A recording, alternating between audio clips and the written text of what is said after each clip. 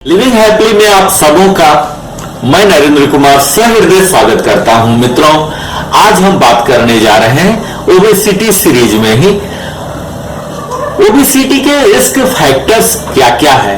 मोटापा आमतौर पर कारणों और योगदान जो कंट्रीब्यूटरी फैक्टर हैं उसके संयोजन से होता है। तो इस कौन कौन से रिस्क हैं, आइए इन पर हम जिक्र कर लेते हैं। यह परिवार की विरासत और उनके प्रभाव से भी मिलता है। हमारे माता पिता से हमें जो जीन विरासत में मिली है वह हमारे द्वारा संग्रहित शरीर की वसा की मात्रा को भी प्रभावित करती है, और जहां वसा वितरित की जाती है वह नहीं हो पाती है। आनुवांशिकी भी एक प्रमुख भूमिका निभाती है, जो कि हमारे शरीर कितना कुशलता से भोजन को ऊर्जा में परिवर्तित करती है, यह सब प्रभावित करता है।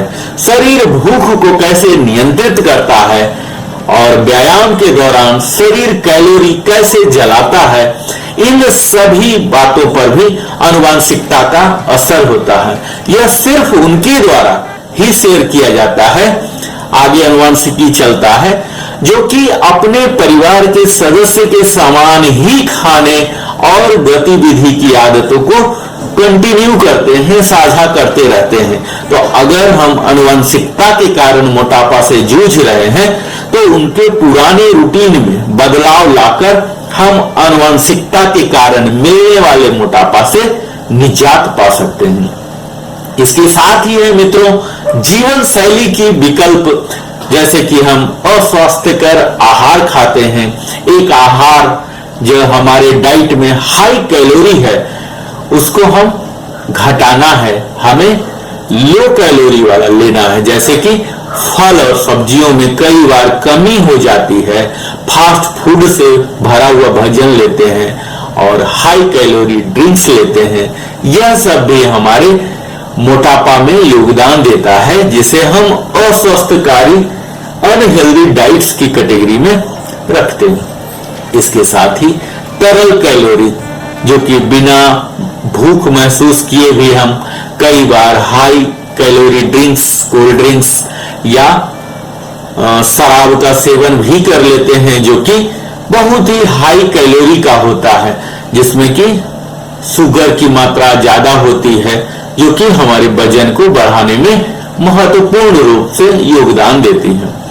मित्रों, निष्क्रियता यह एक ऐसा कारण है, यदि हम गतिहीन जीवन शैली बिताते हैं, अगर हम व्यायाम और नियमित दैनिक गतिविधियों के माध्यम से आसानी से हर दिन अधिक कैलोरी को जला सकते हैं। आप देख रहे होंगे मित्रों, आजकल हमारा जीवन किस तरह से हो चुका है। हमारा अधिकांश समय कंप्यूटर, टैबलेट और फोन स्क्रीन को देखने में ही बीतता है, जो कि एक गतिहीन गतिविधि कहलाती है।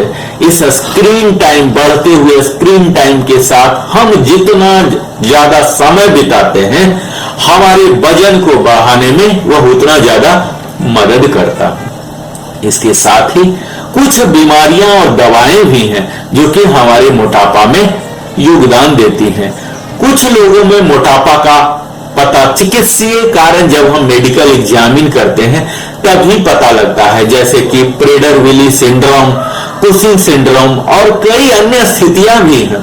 इन मेडिकल प्रॉब्लम के द्वारा, जैसे कि गठिया और भी कई कारण हैं, गतिविधि जिसके कारण हमारे कम हो जाते हैं, जिसके परिणाम स्वरूप भी हमारे वजन बढ़ जाते हैं। यदि हम आहार या गतिविधि के माध्यम से क्षतिपूर्ति नहीं कर पाते हैं तो कुछ दवाओं के कारण भी हमारा वजन बढ़ जाता है। इन दवाओं में कुछ एंटी डिप्रेसेंट, एंटी सेजियोर दवाएं, डायबिटीज मेडिकेशन, एंटी साइकोटिक दवाएं, स्टेरॉयड और बीटा ब्लॉकर्स शामिल होते हैं, जो कि हमारे शरीर के वजन को बढ़ाने में महत्वपूर्ण भूमिका निभाते हैं। इसके साथ ही मित्रों, सामाजिक और आर्थिक मुद्दे भी हैं, जो कि सामाजिक और आर्थिक कारक भी मोटापे से जुड़े हैं। मोटापे से बचना मुश्किल है अगर हमारे पास चलने या व्यायाम करने के लिए सुरक्षित जगह नहीं है। इसी तरह से हमें खाना पकाने के स्वास्थ्य तरीके नहीं सिखाए गए हैं या हमारे पास स्वस्थ खाद्य पदार्थों का उपयोग करना नहीं आता, उपभोग करने की वस्तुएं नहीं है। इसके अलावा जिन लोगों के साथ हम समय बिताते हैं वे हमारे वजन को भी प्रभावित करते हैं।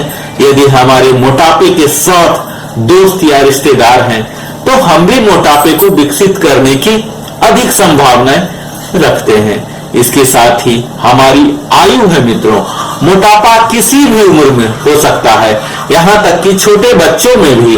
लेकिन जैसे जैसे हमारी उम्र बढ़ती है, हार्मोनल बदलाव और कम सक्रिय जीवन शैली हमारे मोटापे के खतरे को और भी अधिक बढ़ाते जाता है। इसके अलावा हमारे शरीर में मांसपेशियों की मात्रा उम्र के साथ कम हो जाती है। आमतौर पर कम मांसपेशियों में चयापचय भी कम हो जाता है। ये परिवर्तन कैलोरी की जरूरतों को भी कम करते हैं और अतिरिक्त वजन को दूर रखना कठिन बना देते हैं।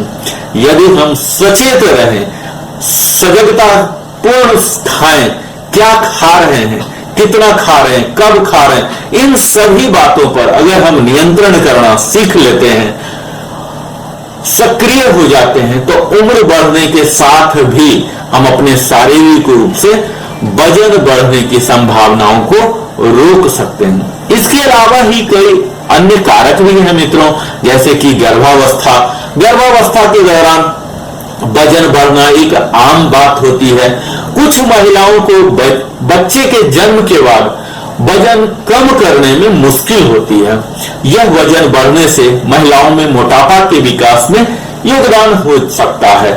गर्भावस्था के दौरान प्राप्त वजन कम करने के लिए स्तनपान सबसे अधिक अच्छा विकल्प माना गया है। धूम्रपान भी है मित्रों। धूम्रपान अक्सर वजन बढ़ने से जुड़ा होता है।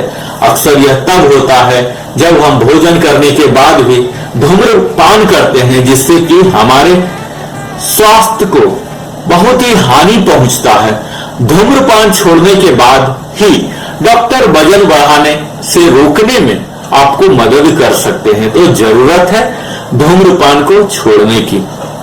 मित्रों, इसके साथ ही नींद की कमी, पर्याप्त नींद ना लेना या बहुत अधिक नींद लेने से भी हमारी भूख बढ़ने वाले हार्मोन में बदलाव हो जाता है और हम कैलोरी और कार्बोहाइड्रेट में उच्च खाद्य पदार्थों को भी कमी हो जाती है, जो वजन बढ़ाने में महत्वपूर्ण भूमिका निभाते हैं। इसके साथ ही तनाव है।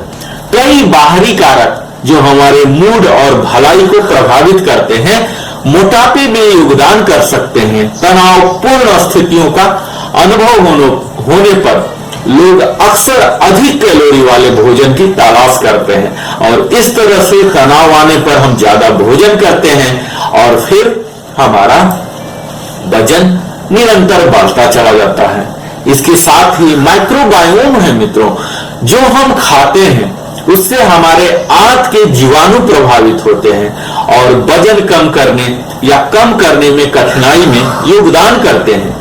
इस घटना को यो-यो डाइटिंग कहा जाता है, जो कि कभी हमारे वजन को बहुत अधिक बढ़ा देता है, कभी बहुत अधिक घटा देता है। इस तरह से यह हमारे चयापचय को धीमा कर देता है।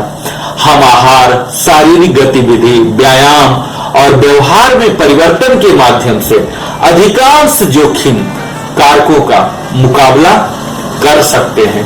तो मित्रों, आज हमने देखा आपके साथ कि इन रिस्क फैक्टर क्या है जो कि हमें मोटापा के लिए योगदान करते हैं। तो इसमें हमने देखा सबसे पहला कि परिवार की विरासत और प्रभाव के कारण भी हो जाती है।